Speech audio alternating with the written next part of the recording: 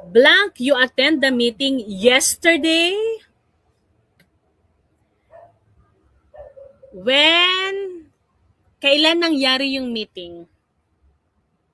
Yesterday, today, or tomorrow? Ayan ha, you have here your time indicator. Sabi ni Ian. Ni John Basco. C did. Frankly, C. Blank, you attend the meeting yesterday? Rhea, C. Same with Dandy, Josephine. Yunwoo, Yunwoo is here. Hi, Yunwoo, Rowell, Dean, Delisa. Lu Nova is here as well. Erwan, Rovilyn, VB. Everybody agrees. Ayun pa pala, yung mga indefinite pronouns ha. Huwag kakalimutan. Everyone. Ano pa? No one, nobody. Ano ang tinetake niyang form of the verb? Huwag kakalimutan ha. Singular din pag ganung mga indefinite pronouns. I'm happy, no? Pare-pareho ng sagot. Blank, you attend the meeting yesterday. A, do. B, does. C, did. D, done. Do you attend the meeting yesterday? Does you attend the meeting yesterday? Did you attend the meeting yesterday? Done you attend the meeting yesterday? Okay. Additional information din ha. If you are about to ask questions answerable by a yes or no, ano ang intonation natin? Rising intonation. Blank, you attend the meeting yesterday? Kasi answerable by yes or no pa siya. Pero pag hindi answerable by yes or no, alang sabihin mong, what is your age? Where do you live? Hindi. Hindi siya rising intonation na, where do you live? How old are you? Pag magsasalita kayo, lalong-lalo na if nasa field na kayo. Syempre, makakapasa kayo sa August, di ba? Let's claim it. Let's manifest that. Let's manifest, no? Marami kayong kakausaping mga kapwa natin Pilipino. Dapat marunong din tayo ng mga intonation, ha?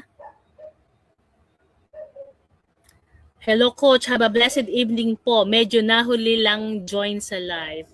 Do not forget yun, 7 p.m. ha? Mi Corazon si Maria Jill because of the Adrian Bukat. Adrian Bukat. Parang may schoolmate akong Bukat. Meg Agkawili si final answer na. Wala na magbabago. Everybody naman says this one is letter. Yan. Good job. Angel manifesting. Tulad ng sinabi ko kanina, the word yesterday signals a completed action in the past. Therefore, use the helping verb did. Nangyari na kasi. Okay? Did plus subject plus base form of the verb. Okay? Did you attend the meeting yesterday? Huwag kalilimutan ha. So, alam na natin ulit bakit mali yung letter A. Yung letter A saka letter B, parehong ginagamit sa present tense. Pero, magkakatalo lang sila sa subject kung singular or plural. Okay? Definitely yung done. Done you attend the meeting yesterday?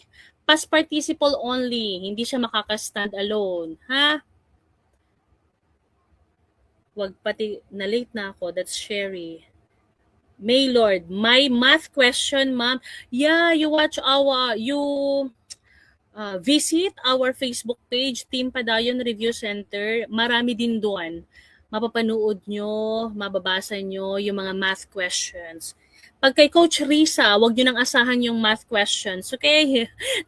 Okay, nandito tayo sa verbal ability. Yung numerical, ibigay na natin sa iba, okay? Magaling yung nagdi-discuss sa Team Padayon. Ha, dun sa math.